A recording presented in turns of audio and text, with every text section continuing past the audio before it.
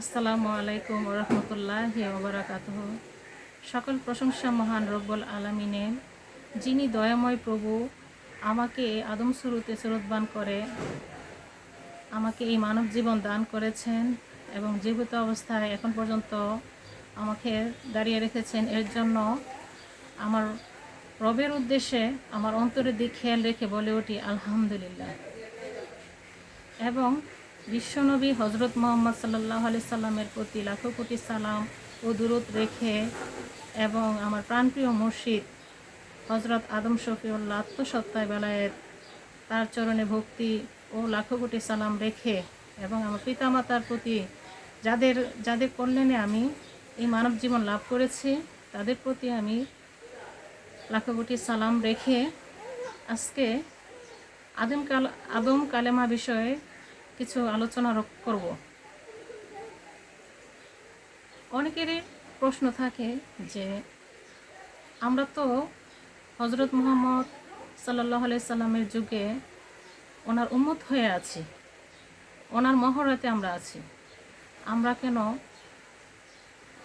মুহাম্মদের কালেমা রেখে হজরত আদম শফিউল্লাহর কালেমা আমরা পাঠ করব? এই বিষয়ে অনেকেরই চিন্তা ধারণা থাকে বা প্রশ্ন থেকেই যায় যে কেন আমরা আদম কালেমা পড়ব। দেখেন, মানব জীবনের শুরু থেকে শেষ পর্যন্ত যদি আমরা দেখি, শুরু থেকে হজরত আদি পিতা আদম আলাইহিস সালাম এবং শেষ পর্যায়ে দেখলে হজরত মুহাম্মদ সাল্লাল্লাহু আলাইহি সাল্লাম এই পৃথিবীতে শুরু থেকে শেষ পর্যন্ত আগমন করেছেন। এরপরে কোনো নবী নেই। তাহলে শুরু থেকে শেষ পর্যন্ত এর মধ্যবর্তী যত নবীগণ এসেছেন তাদের যুগে, প্রত্যেক নবীর যুগে এক এক যুগে এক এক নবীর আত্মনফসের কালেমা পাঠ করতে হয়েছে। কারণ এক এক নবী এক এক জাতের এক এক কালেমার আত্মনফস দান করেছে বিদায় ওই নবী রাসূলগণের কালেমা পাঠ করতে হয়েছে। আর না হয়তো কালেমা তো একটাই থাকবে শুরু থেকে শেষ পর্যন্ত। যদি মুহাম্মদের কালেমা হয়ে থাকে লা ইলাহা ইল্লাল্লাহ হজরত মুহাম্মদ সাল্লাল্লাহু আলাইহি সাল্লাম, তাহলে শুরু থেকে হয়ে আসতো, শুরু থেকে শেষ পর্যন্ত এক কালেমা থাকতো। কিন্তু দেখেন, হজরত মুহাম্মদ সাল্লাল্লাহু আলাইহি সাল্লামের আগে যত সব নবীরা এসেছেন তাদের প্রত্যেকের কালেমা পাঠ করতে হয়েছে। তাদের সময় যখন যারা ছিলেন তারা ওই নবী, যখন যে নবীর সময় যারা ছিলেন তারা ওই নবীর কালেমা পাঠ করছেন। কারণ এটা ওই আগের থেকে আলোচনা হয়ে আসছে আল্লাহ পাকের সাথে, যে যুগে যে নবী আসবে তার কালেমা পাঠ করবে। শেষ পর্যায়ে যে নবী আসবে সে নবী আরেকটা রচনা করে যাবেন যে কোন কালেমা পড়তে হবে, কোন কালেমার ধর্ম পালন করতে হবে। তো দেখা যায় যে হজরত মুহাম্মদ সাল্লাল্লাহু আলাইহি সাল্লাম বলেছেন দ্বীনি ধর্ম পালন করার জন্য, দ্বীনি ধর্ম পালন করলে আমাদেরকে দ্বীনি ধর্মের কালেমাও পাঠ করতে হবে। কারণ যে ধর্মদাতা তার কালেমাই আমার পাঠ করতে হবে, এছাড়া কোনো বিকল্প রাস্তা নেই। আমি যদি ওই ধর্মের উপর ওই ধর্মের আত্মনফসের উপর দণ্ডময় হতে চাই তাহলে আমাকে ওই ধর্মের কালেমাই পাঠ করতে হবে। দিনের ধর্ম হলে দিনের কালেমা, রাতের ধর্ম হলে রাতের কালেমা। দিন হচ্ছে আল্লাহ পাকের ফরজ আর রাত হচ্ছে আল্লাহ পাকের সুন্নত। তো সুন্নত হচ্ছে যত নবী রাসূলগণ এসেছেন, দ্বীনি ধর্মের আগে যত নবী রাসূলগণ এসেছেন তারা ছিলেন সুন্নতের কাতারে, তাদের কালামা হয়েছে সুন্নত। আর দ্বীনি ধর্মের প্রচার যখন হয়েছে তখন থেকে হবে দ্বীনি ধর্মের কালেমা, ওইটা হচ্ছে ফরজ কালেমা। আমরা যে শেষ যুগের যে কালেমা আমরা পড়ে থাকি সেটা হচ্ছে শেষ নবীর যে কালেমা হজরত মুহাম্মদ সাল্লাল্লাহু আলাইহি সাল্লামের কালেমা লা ইলাহা ইল্লাল্লাহ মুহাম্মাদুর রাসূলুল্লাহ সাল্লাল্লাহু আলাইহি সাল্লাম। এই কালেমা হয়েছে সুন্নতের কালেমা। আর ফরজের কালেমা হয়েছে লা ইলাহা ইল্লাল্লাহ হজরত আদম শফিউল্লাহ। কারণ এই কালেমা আল্লাহ ফরজ করে রেখেছেন। এই কালেমা একমাত্র আল্লাহ পাকের। আল্লাহ পাক যখন আওয়ালে ফেরেশতাদের সাথে আলোচনা করেছেন, মিটিং করেছেন যে আমি জমিনের বুকে আমার তরফের প্রতিনিধি পাঠাবো, আমার তরফের খলিফা পাঠাবো, আর সে হচ্ছে একমাত্র আদম শফিউল্লাহ। কিন্তু শুরু থেকে আদম শফিউল্লাহ কালেমা পাঠ করতে হতো যদি আল্লাহ পাকের কথা ওই ফেরেশতারা মেনে নিত, কারণ তখন তারা মেনে নেয় নাই, আল্লাহ পাকের হুকুম অমান্য করেছেন। আল্লাহর কাছে কান্নাকাটি করে আল্লাহর কাছে আরাধনা করে বলেছেন যে হে আমার আল্লাহ, আমরা আদমের যুগে যাব, কিন্তু আদমের কালাম আমরা পাঠ করব না। আমরা আমাদের যুগে যে নবী আসবে তার কালেমে আমরা পাঠ করব, এছাড়া আমরা আর অন্য কালেমা পাঠ করতে পারবো না, আদমের কালেমা তো সম্ভবই না। তো তারা আদমকে হিংসামূলকভাবে কথাবার্তা বলে আল্লাহ পাকের কাছ থেকে স্বাধীনতা নেই যে তাদের যুগে যে নবী আসবে তাদের কালেমায় তারা পাঠ করবে, এবং বলেছেন আমাদের যুগে আদমের প্রতিনিধিত্ব দিবেন না, শেষ যুগে আদমের প্রতিনিধিত্ব দিবেন বা আদম প্রচার করবেন, আদমের ধর্ম প্রচার করবেন, আমাদের যুগে না। তখন আল্লাহ পাক বলেছেন যে ঠিক আছে, তোমাদের কথা আমি মানবো যদি তোমরা আমার কথা মানো, বলে যে বলেন। তো আল্লাহ পাক বলল তোমাদের কথা আমি মেনে নিলাম, কিন্তু আমার কথা তোমাদের মেনে নিতে হবে। আমি তোমাদের মধ্য থেকে একজন রাসূল পাঠাবো, তোমরা তাকে মানবে কিনা। তখন ফেরেশতারা বলেছেন যেহেতু আমাদের মধ্য থেকে আসবে একজন, তাহলে আমরা অবশ্যই তাকে মেনে নিব। তখন আল্লাহ পাক বলেন ঠিক আছে, আমিও সাক্ষী, তোমরাও সাক্ষী। তখন যারা যারা ছিল সেখানে তাদেরকে আল্লাহ পাক সাক্ষী রেখেছেন যে তারা ওই রাসূলকে মেনে নিবে, যে তার ওই সাক্ষীটা আল্লাহ পাক রেখে দিয়েছেন। তো এরপর থেকে যখন আদমের মাধ্যমে বনিজাত হয়, আদম বনিজাত হয়, তখন থেকে প্রথমে কিন্তু আদমের কালেমা প্রচার হয় না, কারণ ফেরেশতাদের কথা অনুযায়ী তারা যে বারণ করছে যে আমরা আদমের প্রতিনিধিত্ব মানব না, শেষ যুগে আদমের প্রতিনিধিত্ব দিবেন। তখন এজন্যে শুরু থেকে আদমের কালেমা প্রচার হয় নাই, আদমের যে ধর্মটার কালেমা প্রচার হয় নাই। যদি তারা মেনে নিত প্রথম থেকে এই আদম কালেমা প্রচলিত হয়ে আসতো। তো ফেরেশতাদের কথা শুনে যুগে যুগে মনে করেন এক এক সময় এক এক নবীর আগমন হয়েছে, হওয়ার পরে তখন যে নবী যে জাতের ধর্ম নিয়ে এসেছেন সে জাতের ধর্মের কালেমা পাঠ করেছেন তার নামে। যেমন বিভিন্ন নবীদের নাম আমরা জেনে থাকি, কয়েকটা নবীর নাম বলি। প্রথমত তো আদম আলাইসাল্লাম, তার কালেমা তো তারা মেনে নেয় নাই, ধর্ম মেনে নেয় না, তো কালেমা পাঠ করবে কীভাবে। এরপরে বিভিন্ন নবীরা আসছেন, যেমন আমরা জানি যে ইব্রাহিম আলাইসাল্লামের সময় বলছে লা ইলাহা ইল্লাল্লাহ ইব্রাহিম খলিলুল্লাহ। মুসা নবীর সময় দেখছি যে লা ইলাহা ইল্লাল্লাহ মুসা কালিমুল্লাহ, এবং ঈসা আলাইহিসসালামের সময় দেখছি কি লা ইলাহা ইল্লাল্লাহ মুসা ঈসা রুহু আল্লাহ। আবার শেষ পর্যায়ে যে নবী এসেছেন হজরত মুহাম্মদ সাল্লাল্লাহু আলাইহি সাল্লাম, তার ক্ষেত্রেও একই অবস্থা, যে লা ইলাহা ইল্লাল্লাহ হজরত মুহাম্মদ সাল্লাল্লাহু আলাইহি সাল্লাম। তো মানে যখন যে নবী যে আত্মনফস দান করেছেন, তখন ওই আত্মনফসের কালেমায়ে তাদের নামে দিয়ে থাকেন, আর তখন তারা ওই কালেমায়ে পাঠ করেছেন। তো এই জন্য আমাদের যুগে যে নবী আসছে হজরত মুহাম্মদ সাল্লাল্লাহু আলাইহি সাল্লাম, তো উনি আসার পর ওনার কালেমায় আমরা পাঠ করেছি, কারণ বাধ্যতামূলক ওনার কালেমায় আমাদের পাঠ করতে হবে। তো যেহেতু আমরা ওনার মহরতে আসছি, এবং এই কালেমা হচ্ছে সুন্নতের কালেমা। আর ফরজ কালেমার জন্য আল্লাহ পাক তো ফেরেশতাদের সাথে আগে মিটিং করছেন যে শেষ যুগে এই কালেমার প্রচার হবে, এই ধর্মের প্রচার হবে।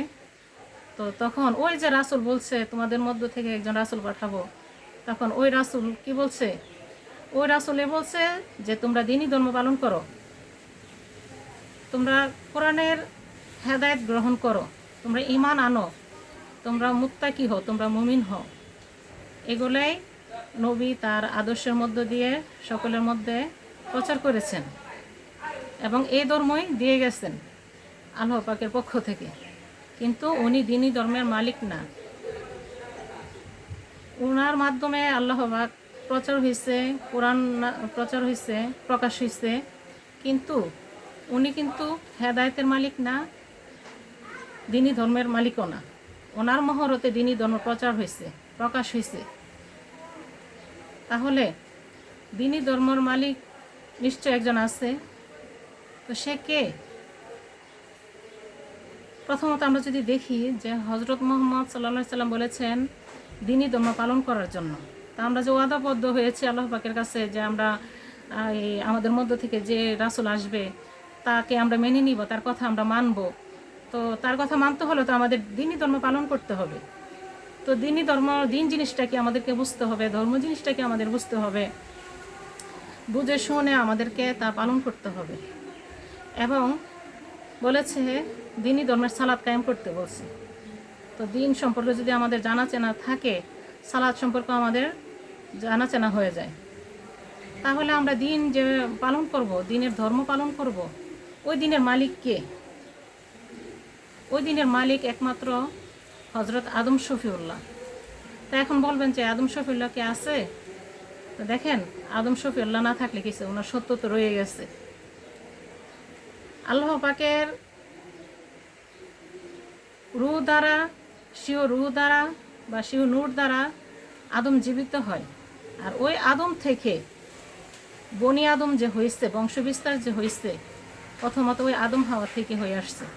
তাহলে ওই আদমের নূর তো রয়ে গেছে, আদমের সত্য তো পৃথিবীতে রয়ে গেছে। আর যদি না থাকতো তাহলে মানব জীবন ধ্বংস হয়ে যেত, মানব জীবনের পথ বন্ধ হয়ে যেত। ওই আছে বিদায়, ওই সত্য, আদম সত্য আছে বিদায় এখন পর্যন্ত মানব জীবন চালিত হয়ে আছে। তো আমাদের এই বনিজাত থেকে যে পূর্ণ কোরআন মেনে ওই কোরআনওয়ালা হবে, কোরআনওয়ালা হওয়ার পর পূর্ণ কোরআন আমল করার পর সে যখন আল্লাহ পাকের পছন্দিত হয়ে যাবে, আল্লাহ হয়ে যাবে, তখন সে ওই ধর্মের, দিনই ধর্মের যে প্রথম দাবি নিয়ে আসবে যে আমি এই দিনই ধর্মের মালিক, আমি এই সত্য, এই দিনই ধর্মের সত্য, আমি এই দিনই ধর্মের মূল সত্য, তার থেকে আমাদের হেদায়েত গ্রহণ করতে হবে। তো তার থেকে হেদায়েত গ্রহণ করতে হলে আমাদের তো তাকে পেতে হবে। সে কে?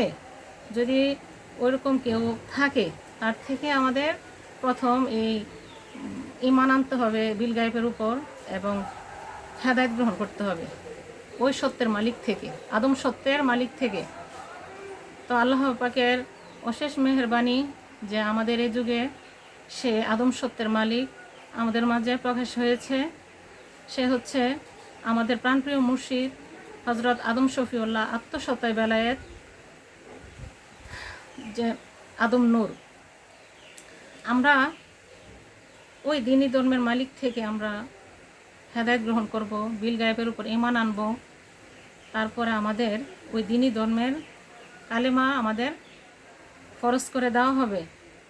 ওই মালিক আমাদেরকে ফরজ করে দিবে দিনই ধর্মের কালেমা পড়ার জন্য, এর আগে আমাদের জন্য ফরজ না।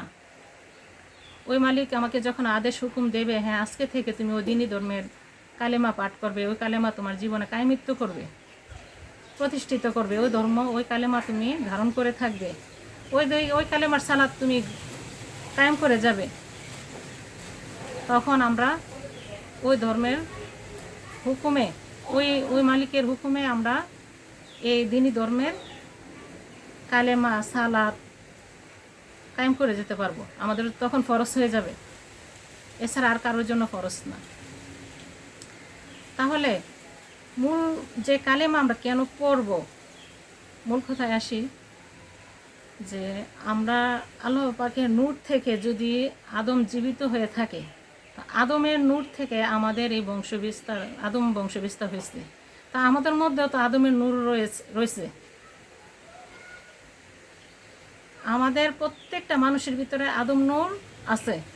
আমাদের ওই আদম নূরের সত্য ধারণ করে আমাদের ওই আদম নূরের কালেমা পাঠ করতে হবে। ওই নূরের নামই হয়েছে কি? লা ইলাহা ইল্লাল্লাহ হজরত আদম শফিউল্লাহ। এর জন্য আমরা আদম কালেমা পাঠ করব। আল্লাহ পাক বলছে যে তুমি তোমার শিও রবের ইবাদত করো। তো তা আমার রব কে? আমার এই মানব জীবনের রব হয়েছে আদম নূর। আদম নূর হয়েছে আমার এই মানব জীবনের শিওর রব, যার দ্বারা আমি দেখি, যার দিন দ্বারা আমি দেখি, দুনিয়ার দিন দেখি, যার রব শক্তি দ্বারা আমি কথা বলি, যার শ্রবণ শক্তি দ্বারা আমি শুনি, যার নূরের সালাত দ্বারা নূরের সুরতের সালাত দ্বারা আমি আমার এই জীবন ধারণ করে থাকি। তাহলে আমার তো ওই রবের কালেমাই পাঠ করতে হবে। আমার ভিতরে যে আদম নূর রয়েছে, ওই নূরের নামে আদম শফিউল্লাহ। তাহলে লা ইলাহা ইল্লাল্লাহ হজরত আদম শফিউল্লাহ, নাই কোনো মাবুদ আল্লাহ ছাড়া, হজরত আদম শফিউল্লাহ ছাড়া। আদম শফিউল্লাহ আছে, আমি আছে। আদম শফিউল্লাহ নাই, আমিও নাই। অতএব আমার এই কালেমাই, আদম শফিউল্লাহ কালেমে আমার পাঠ করতে হবে। আদম কালেমে আমার জীবন মরণ সমস্ত কিছু আমার সবচেয়ে আপন করে নিতে হবে। এই কালেমাকে আমার জীবন বিধানে আমি প্রতিষ্ঠিত করে যেতে হবে। এই কালেমাকে আমার পবিত্র করে যেতে হবে। এই কালেমাকে আমার ধারণ করে যেতে হবে এবং আমি নিজে ধারণ করব এবং অন্যকে এই কালেমার দাওয়াত দেব, যেন প্রত্যেকটা মানুষ এই কালেমার পবিত্রতা অর্জন করতে পারে এবং এই কালেমা ধারণ করতে পারে এবং এই কালেমার সুরতের সালাদ কায়েম করে যেতে পারে। পরবর্তী জীবনের জন্য সে আদম সুরতের আদম জীবন নিয়ে চিরঞ্জীবী হয়ে থাকতে পারে। এর জন্য এই কালেমা আমাদের প্রত্যেককে এই কালেমার দাওয়াত দিতে হবে, সবাই যেন চিরঞ্জীব হতে পারে। তা আমরা পরবর্তী জীবনে চিরঞ্জীব হতে গেলে, মানব জীবনের যে চিরঞ্জীবতা সেটা হতে গেলে আদম নূরের কালেমা পাঠ করতে হবে, যেটা আমাদের মধ্যে আছে। আদম নূর, আদম সত্য, ওই সত্যের কালেমা আমাদেরকে পাঠ করতেছে, আমাদেরকে আমরা পাঠ করতেছি, আমরা অন্য কোনো কালেমা পাঠ করতেছি না। আমাদের ভিতরে যে সত্য, যে সত্যের নূর, ওই নূরের তো একটা নাম রয়েছে, ওই নামের কালামে আমরা পাঠ করতেছি, ওই নূরের নামের পবিত্রতা আমরা বর্ণনা করতেছি। ওই নূরের পবিত্রতা যদি আমরা না করি, না বলি, তাহলে আমরা মানুষই হইলাম না। আমার ওই নূরের পবিত্রতা করাই আমার মূল মুখ্য উদ্দেশ্য, যাকে ছাড়া আমি এক মুহূর্ত বাঁচি না বা বাঁচব না এবং পরবর্তী জীবন আমি চিরঞ্জীব হতে পারবো। তাকে আমার সঙ্গী করে সারা জীবন চলতে হবে, যার নাম হচ্ছে হজরত আদম শফিউল্লাহ, আত্মসত্তায় বেলায়েত, তার নূর, যেটা আমরা ধারণ করে থাকি। এ বলে আমার বক্তব্য এখানে শেষ করছি। আসসালামু আলাইকুম রহমতুল্লাহি ওয়া বারাকাতুহু।